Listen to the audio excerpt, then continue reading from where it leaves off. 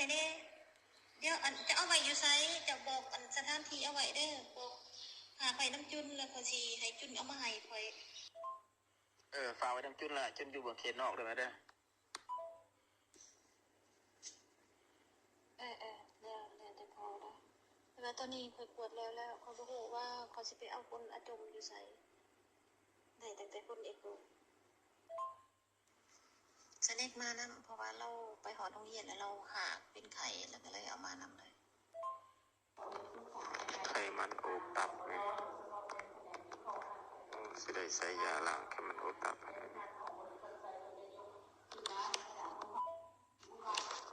ตับขาวเป็นจุดโบงามปันตัวบนขาวเป็นบะเม็นก้อนตัวนั้นเป็นเส้นเลือดในตับกดไอจุ่มมันนี่บ่พบต้องกดไอจุ่ม3 หอบต่อเนื่องอาจารย์แก้แบบบ้านคณิตศาสตร์โคตรเป็ดมันแก้แล้วได้อาจารย์ไทย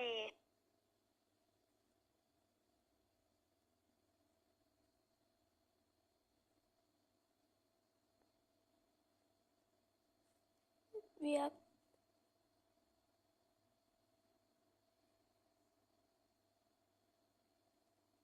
เอาไปหอโรงเรียนแล้วเพิ่น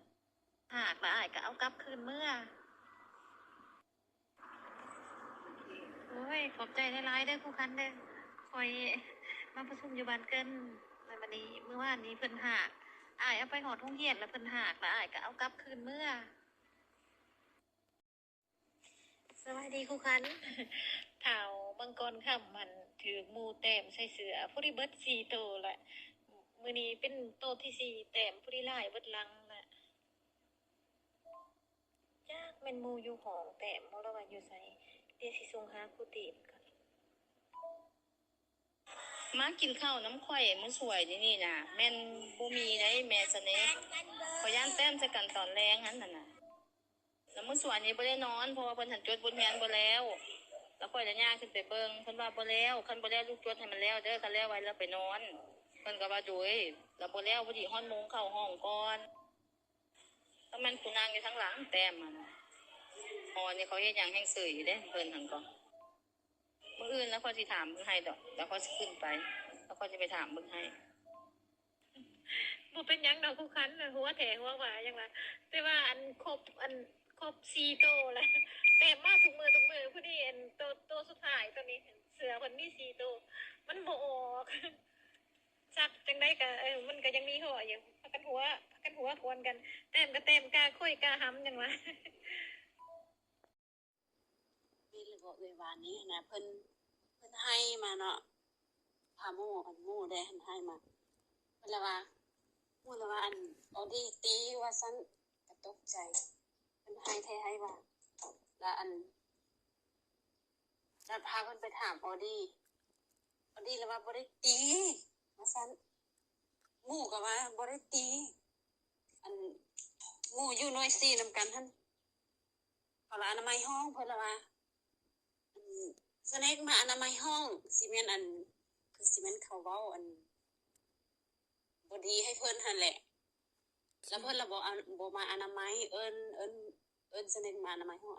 สเน็กละบ่ยอมมาอนามัยว่าซั่นถามแล้วบ่ได้ถามเอาดิก็ว่าบ่ได้ตีว่าซั่นยิงก้มก็ว่าเราบ่ได้ตีว่าซั่นก็เลยว่าฝ่าวไปรวมแน่ก็เลยว่าดีกันซะเนาะสเน็กก็บ่ต้องให้ว่าซั่นสเน็กก็บ่สาวให้ว่าซั่นก็เลยมารวมมื้อวานหั่นก็บ่ได้ถามว่าเพิ่น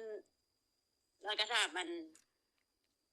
สเน็กอีกว่าเอาดีตีหรือบ่ว่าซั่นดีแท้ว่าเว้าดีๆว่าเอาดีก็เว้าดีๆบ่ได้ตีสเน็กก็ว่าบ่ได้ตีว่าซั่นก็เลยบ่ได้ถามคันบ่ได้ตีแล้วบ่ให้เนาะก็เลยมารวมมื้อวานหั่นนะบ่ได้ถามว่าเพิ่นเว้าอีหยังอีกบ่นะก็เลยบ่ได้ซ้ออีกเดี๋ยวไปมื้อนี้เลยสิถามเอาดีอีกว่าเพิ่นเว้าอีหยัง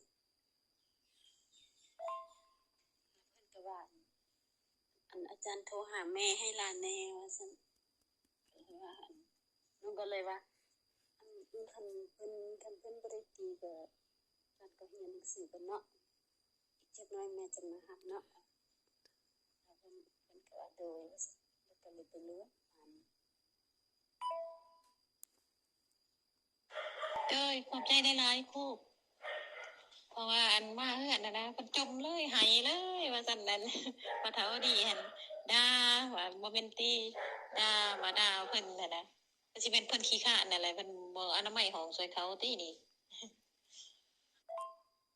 ขอบใจได้หลายๆเด้อครูเด้อขอบใจ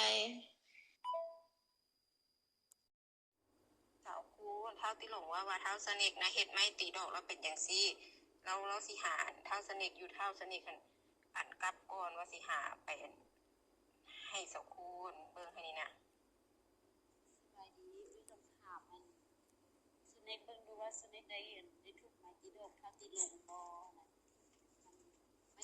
ตีดอกเท่าที่ลงเทว่าซั่นก็ตามเขาจะเว้าว่าเฮาเคลลี่หั่นกับสเน็กหั่นทุกเฮาเคลลี่หั่นล่ะย่อให้สเน็กหั่นทุกเซโตะไม่ตีดอกทุกไม่ตีดอกทุกเซโตะเคลลี่แล้วว่าทุกโลดนะติสเน็กล่ะทุกไว้พีสองคนน่ะว่า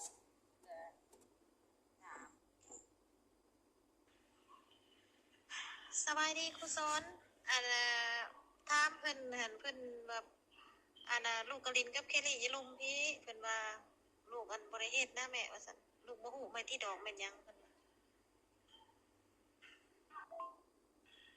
แต่อันลองถามหมู่เพิ่นเบิ่งว่าไผแน่เห็นหั่นนะโคเบิ่งอันน่ะถามเบิ่งให้แน่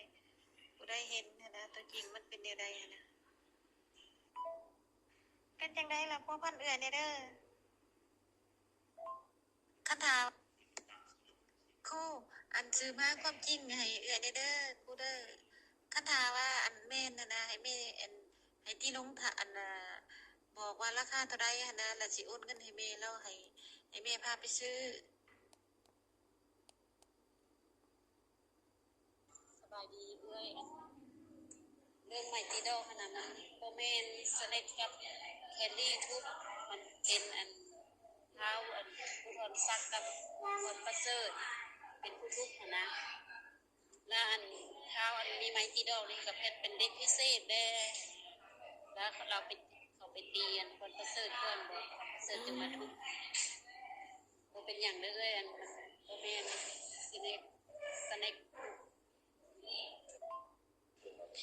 โดยขอบใจหลายๆนะครูเด้อช่วยเหลือเอื้อย